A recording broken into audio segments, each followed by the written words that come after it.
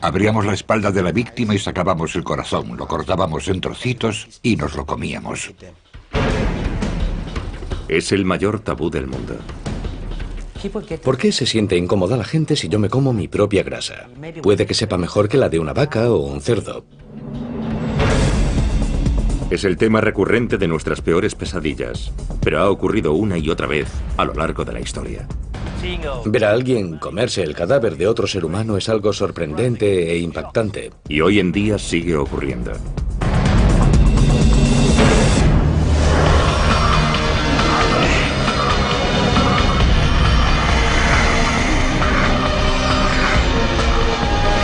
Extraños rituales.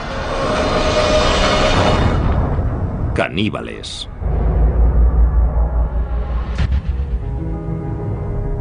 Canibalismo siempre ha sido la transgresión por excelencia. Es un viaje en el que una vez has cruzado la línea, ya no hay marcha atrás a los ojos de mucha gente. Siempre hay algo peligroso en ti. Las personas que han comido a otros seres humanos siempre nos han fascinado y horrorizado. Cuando pensamos en canibalismo, nos sentimos especialmente incómodos si pensamos en un miembro de nuestra sociedad involucrado en un comportamiento caníbal. Es mucho más cómodo pensar en alguien que hace algo así en un lugar muy lejano o que lo hizo hace mucho tiempo. Pero la verdad es que el canibalismo no forma parte solo de la historia antigua. Desde las junglas de África Occidental hasta las galerías de arte del Tokio moderno, los seres humanos siguen haciendo lo impensable y consumiendo carne humana. El término caníbal se acuñó cuando Cristóbal Colón llegó a la costa noroeste de Cuba en noviembre de 1492. Los nativos arawak le contaron relatos terribles sobre una tribu devoradora de hombres a los que llamaban caribes. Debemos tener en cuenta que él esperaba encontrarse caníbales. Al encontrar a alguien que era salvaje e incivilizado, había muchas posibilidades de que fuese caníbal, o al menos eso se pensaba. Aunque los historiadores posteriores pusieron en duda la veracidad de esos relatos, la palabra caribe fue modificada por los españoles en canib y posteriormente en caníbal, y pronto se convirtió en el término habitual para designar a quienes se alimentan de carne humana. 3 décadas después de Colón, el conquistador español Hernán Cortés llegó a Tenochtitlán, el centro del imperio azteca. Y lo que vio allí en el templo de la Gran Pirámide pronto se convirtió en materia de leyenda. Los conquistadores describieron decenas de miles de calaveras humanas apiladas, templos por los que corría la sangre humana y que estaban llenos de cadáveres desmembrados. Cortaban los brazos, las piernas y la cabeza, y se comían los brazos y las piernas en banquetes ceremoniales. Los guerreros aztecas que conseguían más víctimas para el sacrificio ritual eran recompensados con dinero y poder. Los sacerdotes tenían el gran honor de comerse el corazón de la víctima del sacrificio. En 1996, en una Liberia destrozada por la guerra, los periodistas se encontraron cara a cara con una nueva generación de caníbales de guerra. La República de Liberia, situada en África Occidental, se hizo famosa por las terribles imágenes de los soldados menores de edad que corrían enloquecidos por su capital, Monrovia. Hay una imagen grabada, la del típico niño soldado africano con una AK-47. Pero en realidad hoy los niños son utilizados como soldados en casi 20 países en todo el mundo. En Liberia, niños de apenas 7 años fueron obligados a alistarse en unidades militares y a cometer atrocidades increíbles, incluido canibalismo. A veces los comandantes obligaban a los niños a cometer atrocidades, incluso contra miembros de su propia familia o su comunidad, para que al niño le resultase casi imposible huir y volver a casa.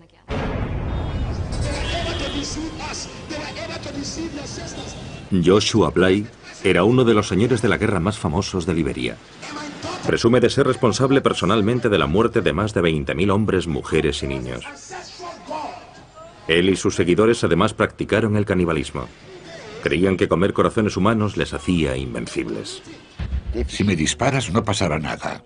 Si un hombre se pone ante mí con un lanzagranadas, yo me quedo allí y digo, vuelve al lanzador. Solo con un dedo, sin protección, nada. Y cuando digo vuelve al lanzador, la granada da la vuelta. Yo sabía que nada podía matarme, esa era mi idea. Unámonos en nombre de Jesús, que Dios os bendiga.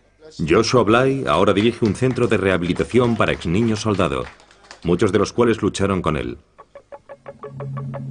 Durante la guerra, Joshua era conocido como el general trasero desnudo, porque estaba tan seguro de que era invencible que entraba en combate ataviado simplemente con un par de botas. Luchaba desnudo porque nuestra tradición me había concedido poderes. Según las tradiciones ancestrales de su tribu, Joshua fue elegido para ser ordenado sacerdote por el dios de su tribu, Nyambe Agwe. Tenía 11 años. Mi padre me llamó. Me cogió en sus brazos y lloró, lloró y lloró. Le pregunté qué le pasaba y me contestó: hijo mío, has nacido para este propósito. Has nacido para ser el sacerdote tradicional de esta tribu. Así que han venido a por ti. De repente, oí ruidos, oí guerreros, oí por toda la casa. Hubo bailes y gritos. Los ancianos de la aldea llevaron a Joshua hasta una enorme roca en la que vivía su dios Nyambe Agwe. Me quedé de pie ante aquella roca 3 días y 3 noches. Vi literalmente cómo la roca ascendía. Me quedé allí de pie y después la roca volvió a la tierra y giró sobre mí. Cuando miré qué había debajo de la roca, vi un enorme monstruo. Le miré a la cara y la tenía deformada. Entonces me saludó y me dijo: hijo mío, bienvenido. Le pregunté: ¿eres Nyambe Agwe? Y me contestó: sí, lo soy. Nyambe Agwe implantó depósitos de fuerza bajo la piel del niño. Le dijo que le darían poderes sobrenaturales para proteger a la aldea y para asegurar el éxito de sus cosechas. A cambio de estos poderes, Nyambe Agwe exigió a Joshua que continuase con la tradición de su tribu y realizase sacrificios humanos rituales. Me dijo que tenía muchos sacerdotes que no cumplían con las tradiciones y que tenía que matarlos. Se escogieron víctimas para el sacrificio entre los ancianos de la aldea, para que Joshua pudiese hacer las ofrendas tradicionales a Nyambe Agwe. Yo era un hombre mágico. Era un superhombre. Más aún, cumplía un deber para con mi tribu: asegurarme de que estaban protegidos. En 1980, un miembro de la tribu de Joshua, Samuel Doe, derrocó al gobierno liberiano. El deber de Joshua como sacerdote de Doe era llevar a cabo sacrificios humanos. Los glóbulos blancos de las víctimas se usaban como pociones mágicas para asegurar el poder de Doe. El sargento mayor Samuel Canyon Doe era el presidente, así que inyectamos su fama en la mente de la gente, tomando estos glóbulos blancos y llevándolos a diferentes restaurantes y pagándole a los dueños de esos restaurantes para que los incluyesen en el menú. Así, todos los que comían en ese comedor automáticamente temían al presidente Doe. Cuando Samuel Doe fue asesinado en 1990, Joshua Bly se nombró a sí mismo general trasero desnudo y tomó el mando de una unidad de niño soldado. Fue el comienzo de los 6 años del reinado de terror de Joshua, convertido en uno de los más sangrientos señores de la guerra de Liberia. El sacerdote liberiano Joshua Bly cambió su nombre por el de general trasero desnudo cuando asumió el mando de un grupo de soldados en la guerra civil de Liberia. Pasé de ser un sacerdote a ser un guerrero tradicional. En aquella época yo tenía 14 años. Cuando conocí a Trasero Desnudo éramos 28 soldados jóvenes. Como la mayoría de los niños soldado, Sarti Bropley no decidió libremente ir a la guerra. Mi padre fue asesinado por los soldados rebeldes. Y mi madre estaba sola. Mis hermanos y hermanas eran niños. Y en aquella época, si no eras soldado, no podías salir a trabajar ni conseguir comida para tus padres, que acababan muriendo de hambre. Así fue como me metí en la guerra. Como guerrero tradicional, Joshua empleó el sacrificio humano y el canibalismo ritual para otorgar poder y proteger a sus jóvenes soldados. Nos dijo que debíamos bañarnos en sangre y beberla. Yo le dije que no podía bañarme en sangre, ni por supuesto bebérmela, que no lo había hecho nunca. Y me dijo que eso me haría poderoso si quería seguir con él, y que era la única forma de que las balas no me alcanzasen. Así que me dio su sangre. Cuando bebí aquella sangre empecé a sentirme mal, quería vomitar. Joshua disparó un arma para distraer al joven Sarti de sus náuseas. Disparó una bala al aire y me hizo valiente. Cada vez que oigo un disparo me vuelvo valiente. Y después me preguntó: ¿cómo te sientes? Le contesté que cuando disparaba mi corazón latía y que me sentía valiente, que quería luchar, y se echó a reír. Los hombres de Joshua realizaban sacrificios humanos rituales antes de cada batalla para aumentar sus poderes y ser invencibles. Es como un toquecito al poder que ya tienes. Había que activarlo para luchar. Todo el mundo tenía un día en el que debía hacer un sacrificio humano. Llegó mi momento. Me dijo, hoy sacarás tú el corazón. Abríamos la espalda de la víctima y sacábamos el corazón. Lo cortábamos en trocitos y nos lo comíamos. Si éramos 15 hombres, hacíamos 15 trozos y nos los repartíamos. Y él cogía el más grande, se lo comía, y después nos daba a los demás y todos comíamos.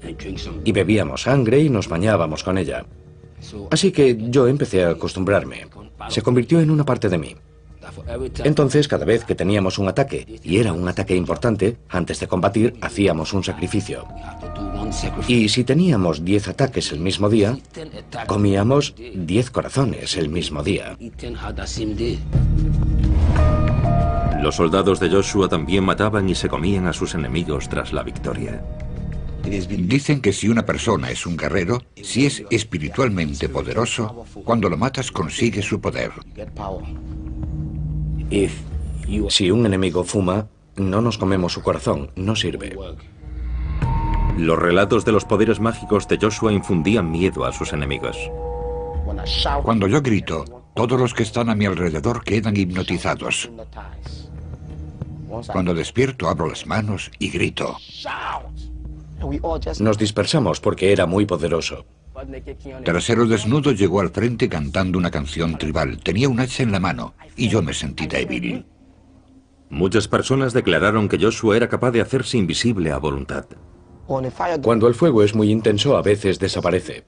Si me disparas no pasa nada, puedo desaparecer. ¿Se volvía invisible? Sí, por supuesto. En 1996, los 6 años de campaña de canibalismo y asesinato de Joshua llegaron a su fin cuando se convirtió al cristianismo. ¡Alabado sea el Señor! Actualmente Joshua está siendo investigado por crímenes de guerra por la Comisión para la Verdad y la Reconciliación de Liberia. Mis ojos se abrieron cuando me convertí al cristianismo y descubrí que Nyambea-Gwe era un fraude. He encontrado un poder mejor. Y ese poder es el nombre de Jesús. Y ese poder está en la sangre de Jesús. Jesús tomó el control de mi vida desde 1996. Les dije a los otros, mirad, yo era uno de los vuestros y he encontrado un poder mejor. Y no nos cansamos de repetir cuánto lamentamos haber causado tanto mal a esta nación. Alabado sea el Señor. Cuando Trasero Desnudo se marchó, yo me uní al grupo de operaciones especiales. Allí fumaban droga. Y si no fumas droga, no puedes hacer lo mismo que ellos.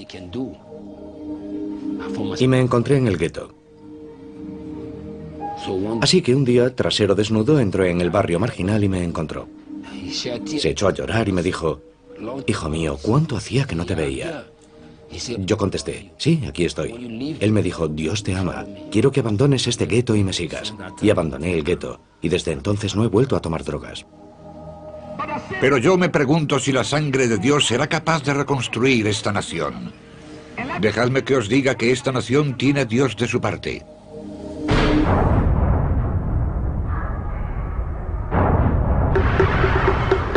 A lo largo de la historia, el canibalismo y la religión a menudo han ido de la mano. En las islas Trobriand, las familias comían a sus seres queridos fallecidos en señal de respeto.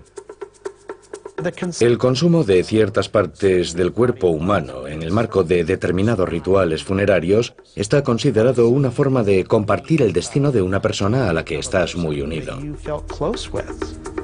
La filosofía subyacente es muy sublime. En realidad es muy profunda y hermosa en muchos sentidos. La idea del canibalismo se encuentra incluso en la base del ritual de comunión cristiano. Esta es mi sangre. Podemos entender la idea de que Jesús entre en el pan y en el vino, que se convierta en su carne y sangre. Te amamos y te alabamos, Señor. Gracias, Señor. El cristianismo encontró su primer caldo de cultivo en la antigua Roma, una sociedad plagada de violencia ritual. Y de los primitivos cristianos se rumoreaba que con la Sagrada Comunión celebraban un ritual caníbal. Adelante, clava tu cuchillo en el bebé, recibe la sangre joven y fresca, moja tu pan en ella, tómala libremente.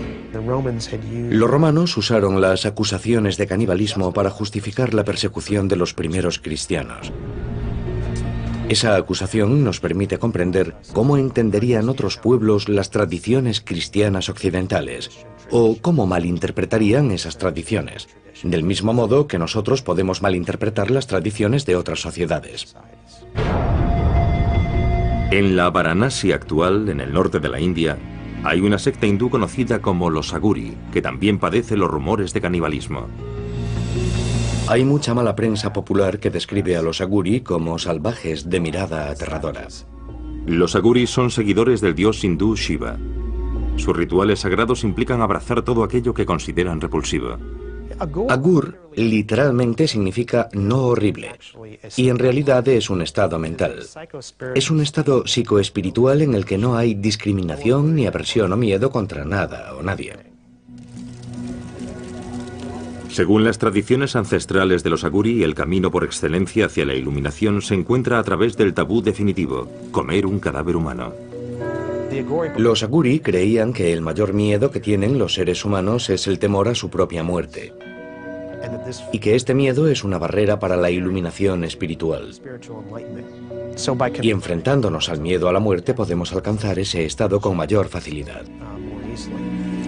Pero en la India moderna la tradición caníbal de los Aguri ya no es aceptable.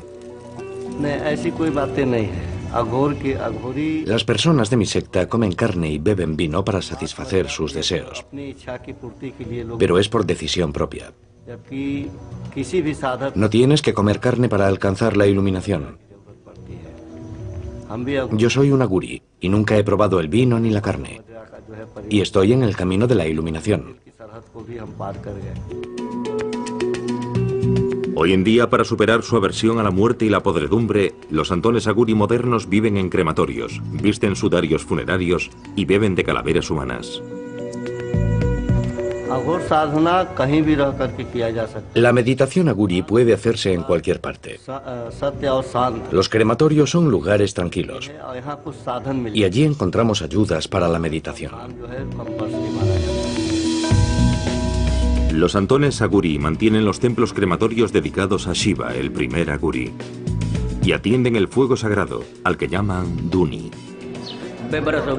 Este Duni lleva casi 100 años ardiendo.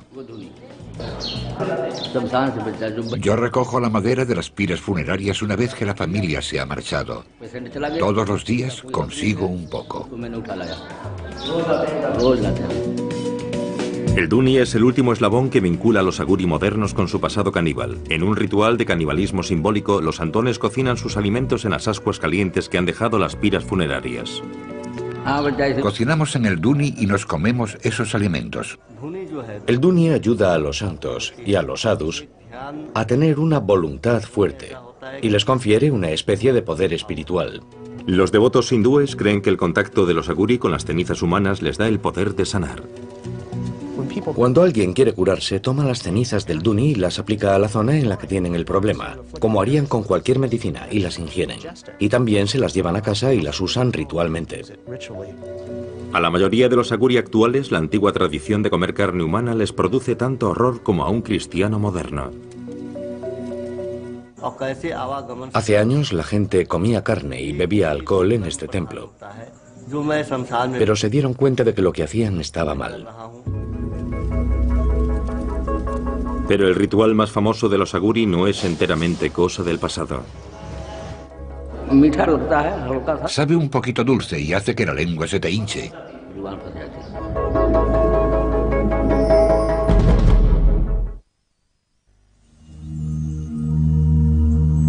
En el pasado, una antigua secta hindú conocida como los Aguri seguía una tradición de canibalismo como camino hacia la iluminación espiritual. Aunque la mayoría de los Aguri ya no practican este rito, el cineasta Sandeep Singh contactó con un santón que está a punto de llevar a cabo el ritual más sagrado de la secta y de consumir carne humana. Es un ritual secreto que se hace en aislamiento, porque en la India el canibalismo está prohibido. La gente no lo aceptaría. Sandeep contactó con un grupo de monjes tradicionales aguri que viven en las afueras de Varanasi e intentó convencerlos para que le permitiesen grabar sus rituales secretos. Cuando hice mi película sobre los aguri, la secta más polémica de santones indios, por pura curiosidad, fue muy duro. Tardé casi un año en convencer a los aguri y otro año en encontrar a un aguri que fuese a practicar el canibalismo. Según la tradición ancestral aguri, solo es necesario consumir carne de un cadáver 1 o 2 veces en la vida como acto de purificación extrema. El santón de Sandeep vivía a orillas del Ganges, río abajo desde Varanasi, la ciudad más sagrada para los hindúes. Dicen que el señor Shiva separó a Kashi, Varanasi, del cosmos. Por eso, si alguien muere en Kashi, se librará de la carga de sus pecados y obtendrá el moksha, que se podría traducir como la liberación, la salvación. Los hindúes acuden desde todos los rincones del mundo hasta Varanasi para incinerar a sus seres queridos a orillas del río sagrado. Primero el cadáver se sumerge en el sagrado Ganges para purificarlo, después se hace la pira con madera. A continuación se coloca el cuerpo sobre la pira. Después el cuerpo se convierte en cenizas y las cenizas son ofrecidas al Ganges. Ser quemado aquí y que sus cenizas sean arrojadas al Ganges es el mejor final que un hindú puede desear para su vida. Pero no todos los cadáveres se creman. Hay 5 tipos de personas que no se queman una vez que han muerto.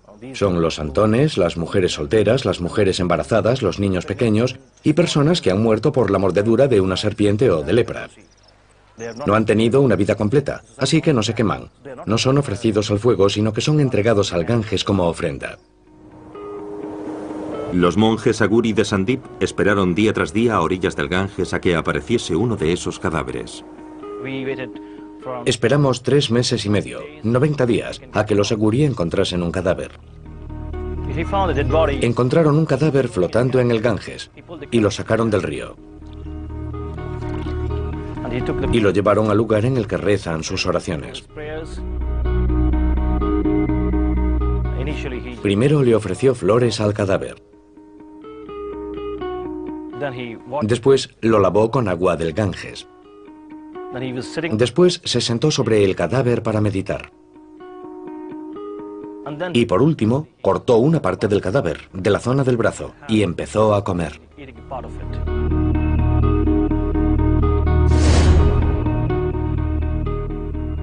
Se comió una parte. Olía mal, olía fatal. Ver a alguien comerse un cadáver de otro ser humano es algo sorprendente e impactante. Algo que a mí personalmente no me gustó. Pero después lo comprendí, cuando supe la lógica y las razones que estaban tras ese ritual.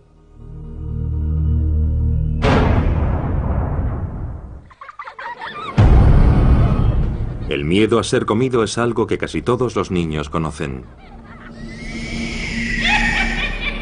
Gracias a cuentos infantiles como el de Hansel y Gretel. Os aplastaré y os comeré. O Juanito y las habas mágicas. Los cuentos de hadas medievales están llenos de caníbales. Aparecen también en relatos mucho más antiguos como los de la mitología griega. Así que el caníbal literario es una figura común. Son personajes con los que te encuentras cuando te sales del camino marcado. La lección que esto enseña a la gente es que es peligroso explorar. Es peligroso salirse de los límites de tu sociedad. Pero para algunas personas el caníbal que acecha en los bosques se ha convertido en una parte de su vida de fantasía. Muchas personas de diferentes culturas han relacionado el impulso sexual y el amor romántico con la comida y el acto de comer. Los enamorados suelen usar términos relacionados con el apetito como quiero comerte, estás buenísimo, o te comería enterito.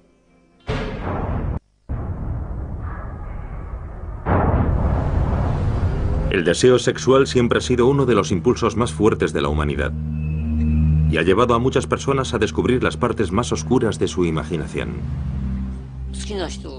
Sí, cuando me gusta alguien, quiero ver a esa persona lo máximo posible y olerla, besarla, lamer su piel. Y siguiendo esa línea, para mí es muy natural desear comer su carne.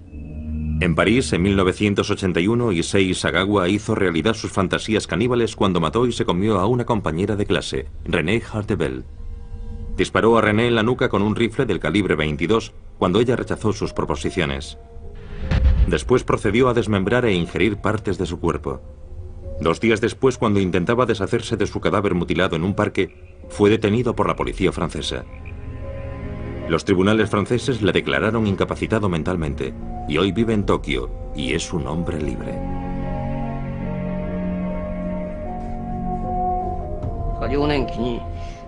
En mi infancia tuve una pesadilla.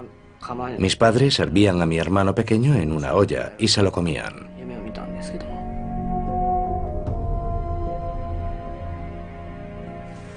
Mis padres y mi hermano son gente normal, así que todavía no entiendo por qué yo soy el único que tenía esa extraña obsesión con el canibalismo. No lo entiendo. Y me gustaría averiguarlo antes de morir. Como había matado a una chica y me la había comido, creía que nunca podría volver a salir con nadie. Pero la primera carta que recibí en la cárcel francesa fue de una alumna de un instituto japonés. La segunda carta fue de una mujer francesa de unos 30 años que me decía que yo era una víctima de una sociedad dominada por los hombres. Me sorprendió.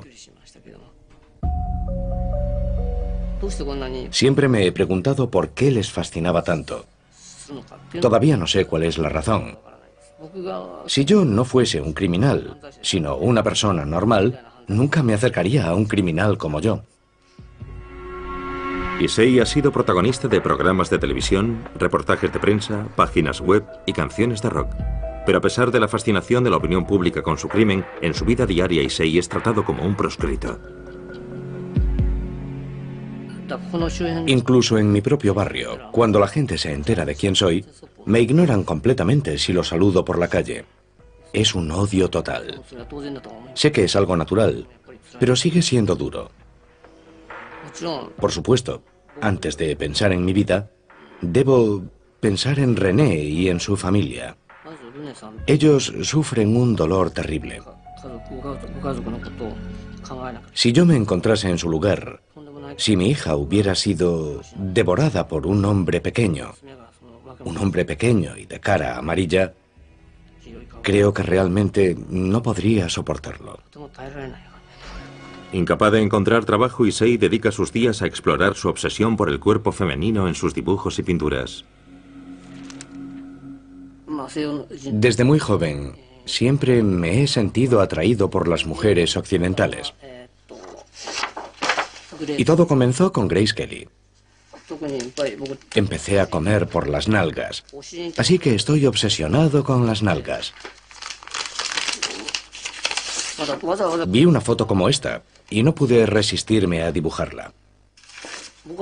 Prefiero las nalgas a los pechos, pero estos me parecieron bonitos, así que los dibujé. A la hora de comer, los pechos son todo grasa y realmente no son comestibles. Esta es la señorita Aya Ueto. Es muy popular últimamente.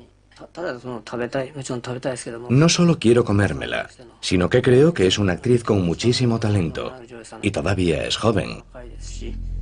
Más de 20 años después de que su crimen conmoviese al mundo, Issei se ha hecho famoso entre un público completamente nuevo, a través de una exposición en una galería de arte.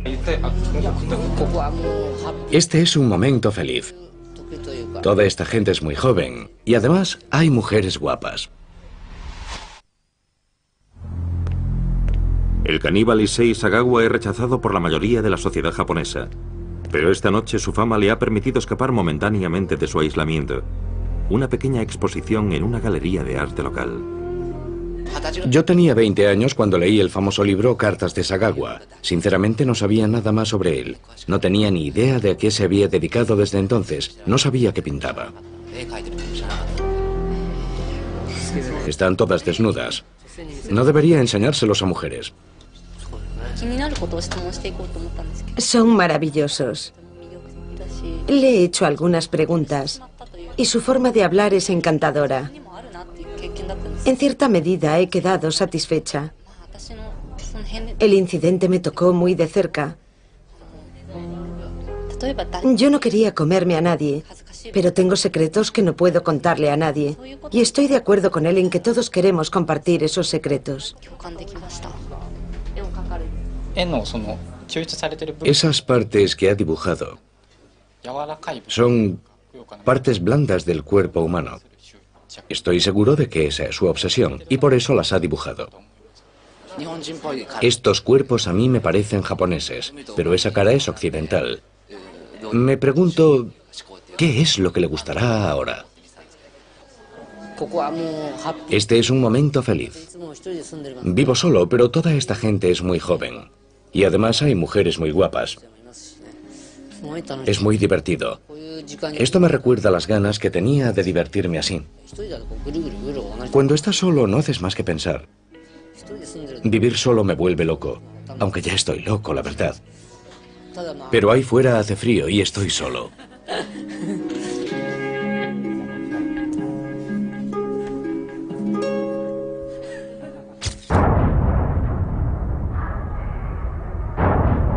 Los seres humanos se han sentado cómodamente en lo alto de la cadena alimenticia durante siglos.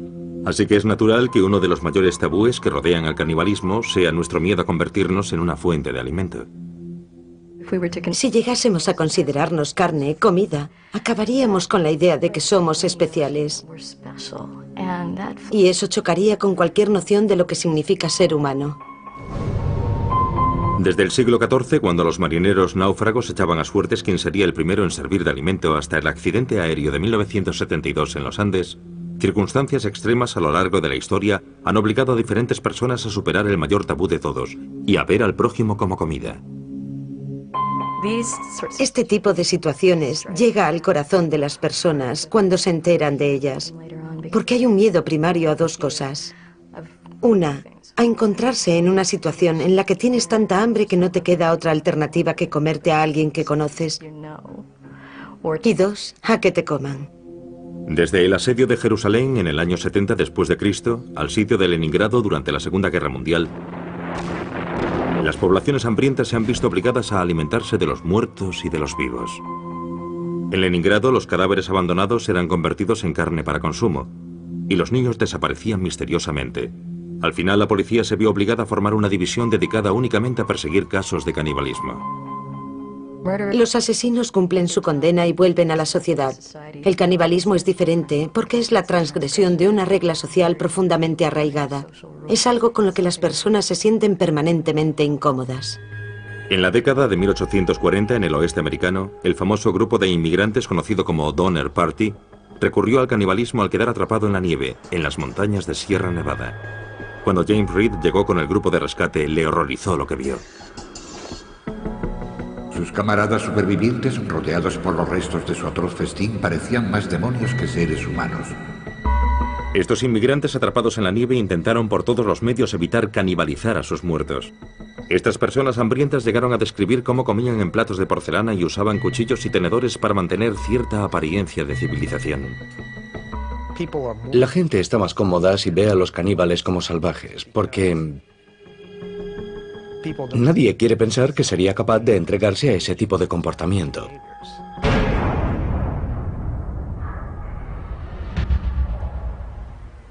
En Copenhague, Dinamarca, muy lejos de las junglas de nuestra imaginación, el artista danés Marco Evaristi ha creado una obra de arte que explora el tabú de los humanos como comida.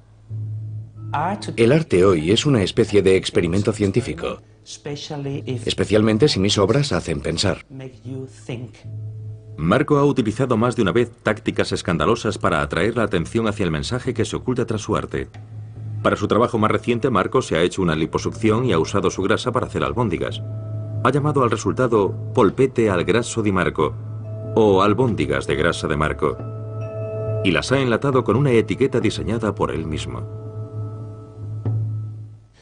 La gente debe pensar que si se come mis albóndigas está comiendo arte.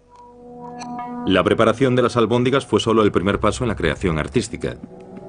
Para explorar a fondo los aspectos que rodean al tabú caníbal, Marco invitó a 12 personas a cenar con él, entre ellas jefes de Estado y figuras prominentes de la sociedad danesa.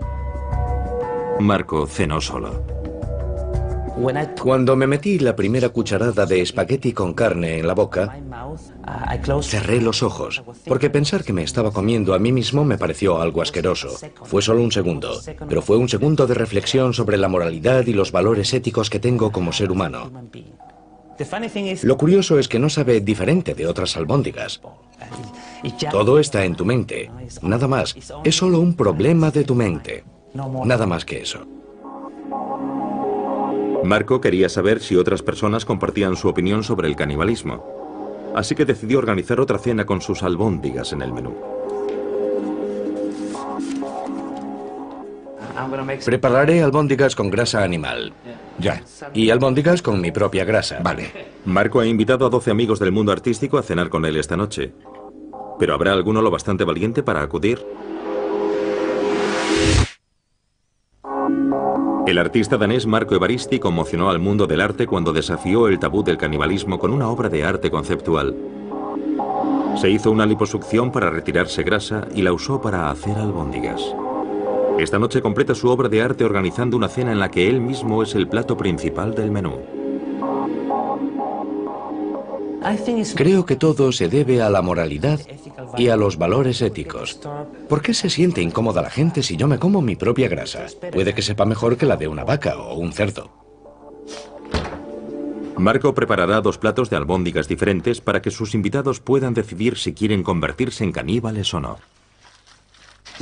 Lo curioso es que ahora mismo estoy tocando la carne real, sin mi grasa, y no siento nada.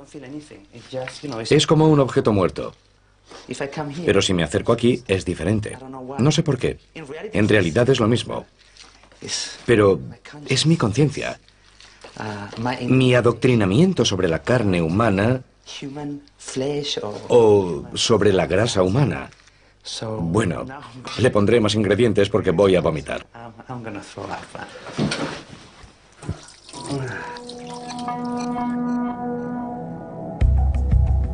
Marco ha invitado a 12 amigos del mundo del arte a tomar parte en su experimento sobre el canibalismo.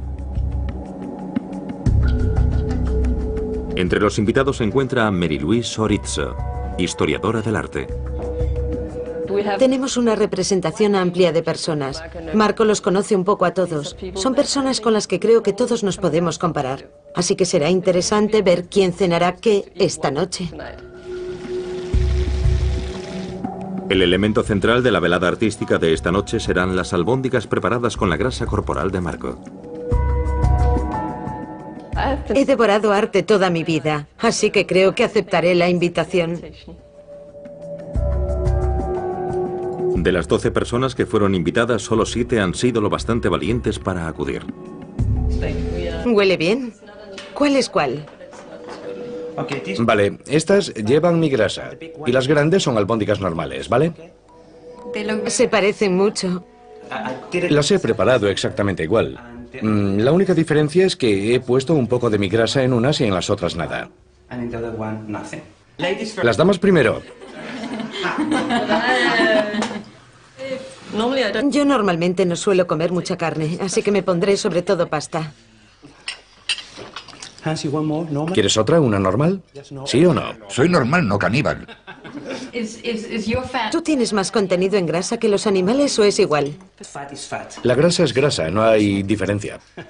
Porque tú eres delgado, Marco. No sé de dónde has sacado la grasa.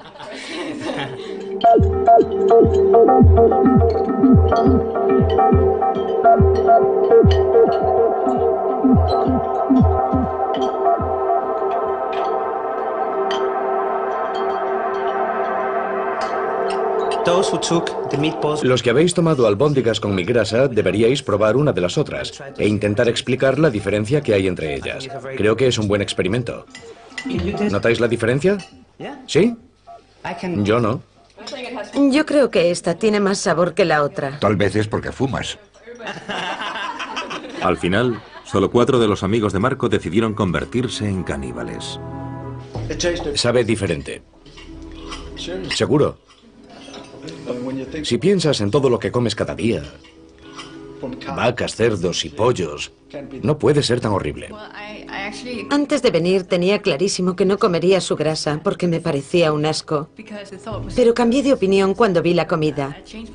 Porque el aspecto que tiene la comida es muy importante. Quiero decir que también comemos con los ojos.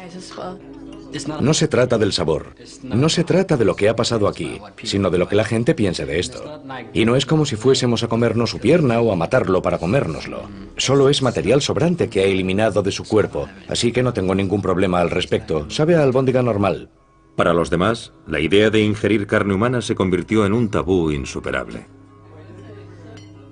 Antes de venir aquí pensé, yo no soy caníbal, no puedo comer esto. Es un asco ya solo la idea de pensarlo. Yo no quería hacerlo.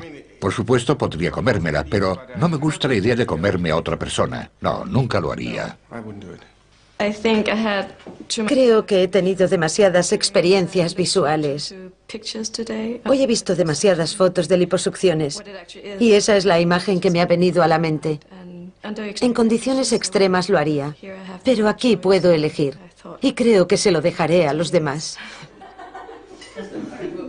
Hablamos de diferencias culturales, de si alguien debería comer algo o no debería comerlo para sobrevivir, y sobre arte.